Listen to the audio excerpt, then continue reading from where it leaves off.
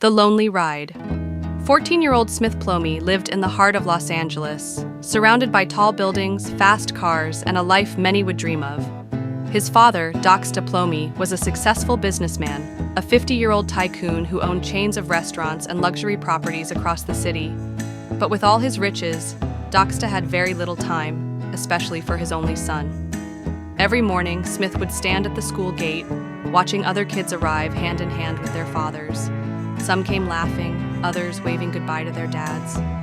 But Smith stood alone. His ride was always a shiny black Audi, driven by a stiff-faced chauffeur. He'd slide out of the back seat with his bag, nod politely to the driver, and walk into school silently. He never said anything about it, but deep down, Smith wished his father would come just once to drop him off like other dads. Even once would be enough.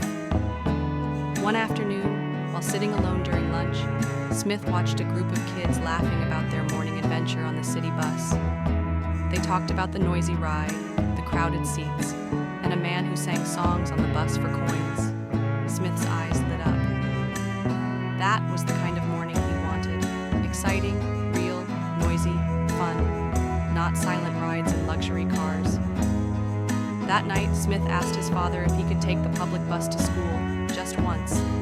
Docsta, still glued to his laptop, barely looked up. Public bus? No, too unsafe. The driver's there for a reason. Just focus on your studies.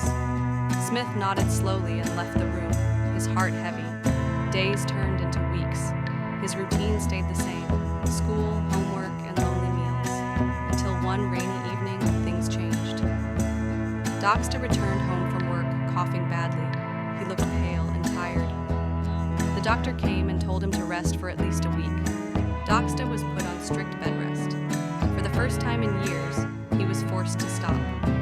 Smith quietly took charge. He brought his father soup, gave him medicine on time, sat by his side and talked, really talked.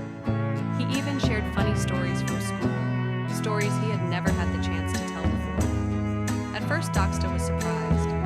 "You've grown up, Smith," he said with a weak smile. Smith just nodded and kept adjusting his pillow. In those quiet days, something changed in Docsta.